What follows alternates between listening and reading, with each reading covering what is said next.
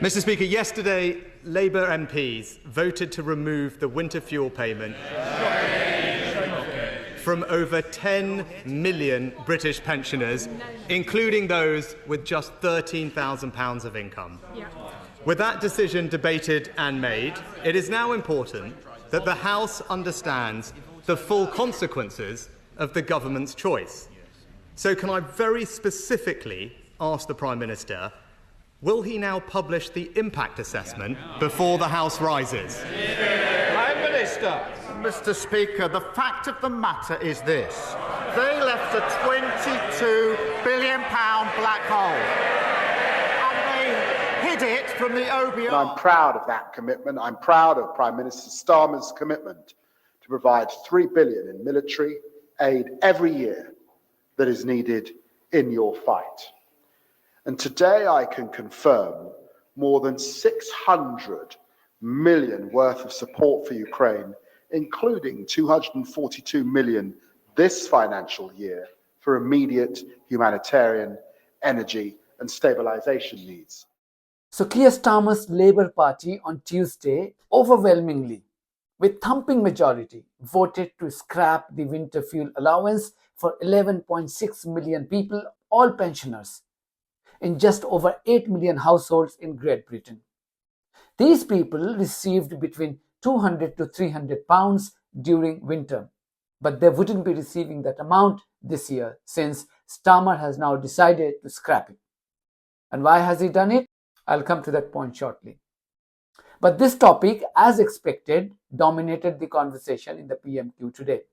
Starmer was grilled by Rishi Sunak on this issue in today's Prime Minister's question.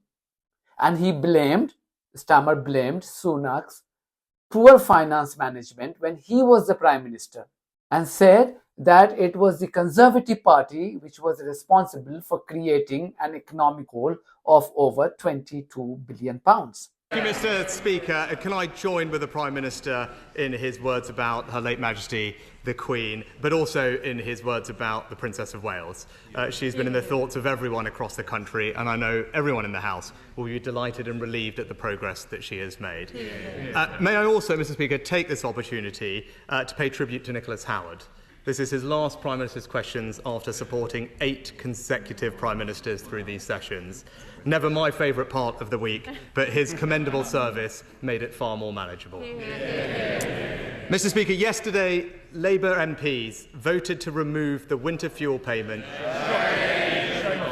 from over 10 million British pensioners, including those with just £13,000 of income. With that decision debated and made, it is now important that the House understands the full consequences of the government's choice. So can I very specifically ask the Prime Minister, will he now publish the impact assessment before the House rises? Prime Minister. Mr. Speaker, the fact of the matter is this. They left a £22 billion black hole. It from the OBR. Richard Hughes is absolutely clear. It's the largest year-ahead overspend outside of the pandemic. Now, of course, when it comes to mitigations and impacts, we've put those in place. Ramping up pension credit, dealing with housing benefit and linking it, something the party opposite didn't do for years.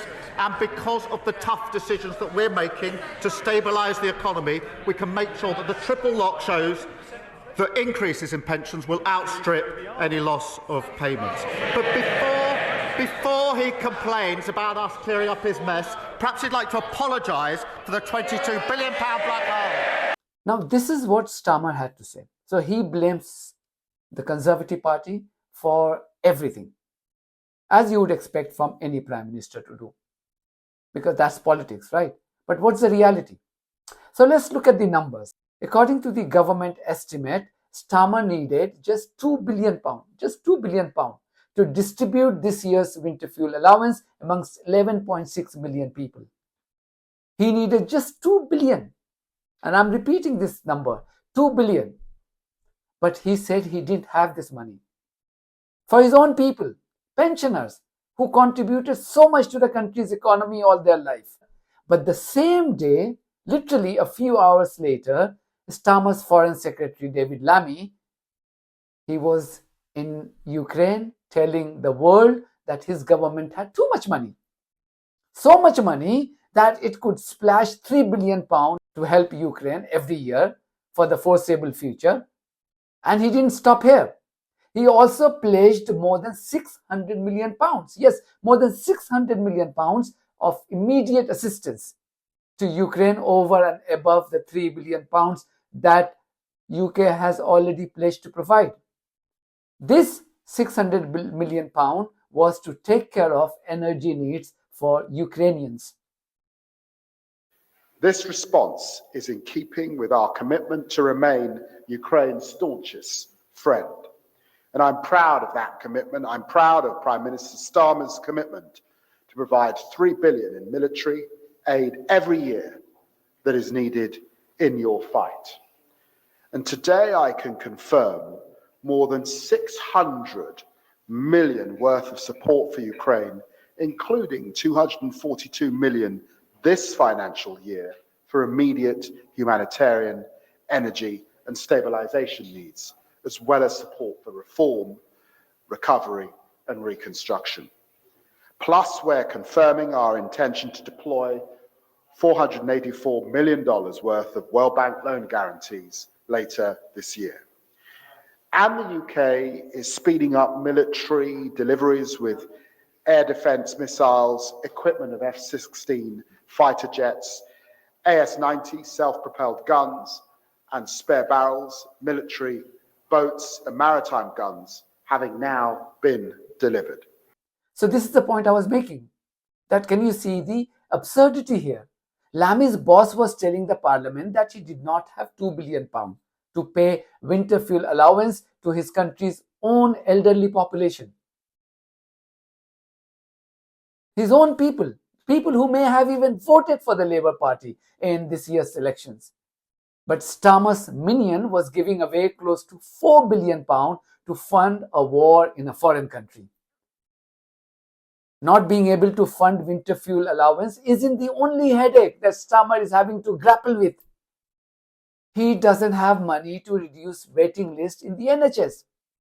I was referred to a consultant by my doctor for an expert opinion on something in February this year. The average waiting time for that department, I'm told, and it says on my NHS app, is 22 weeks. It's close to 40 weeks. And I haven't heard from the GP or the NHS hospital. Can you see the level of corruption that has affected this country? In India, of all the country, in India, I would have had to pay just £20 and I would be seeing the doctor within minutes. Doctor of my choice in the best of the hospital. Now you can see how these warmongers have destroyed this country. This is just a beginning. People who have been enjoying the genocide of innocent men, women, children and babies in Palestine will soon realize that it wasn't worth supporting the bunch of rogue politicians for their complicity in Israeli genocide, Israeli war crimes, and the government's decision to fund a third country's war in Ukraine. You will realize that. All of you will realize that. That's it from me. Thank you very much for your support to this platform on buymecoffee.com and Patreon. I request to others as well to be part of this movement if you really want an independent media to grow. The details are there in the description and the pinned tweet. In the meantime, if you haven't subscribed to my channel, please do so because that's one of the many ways you can support independent journalism. God bless you all.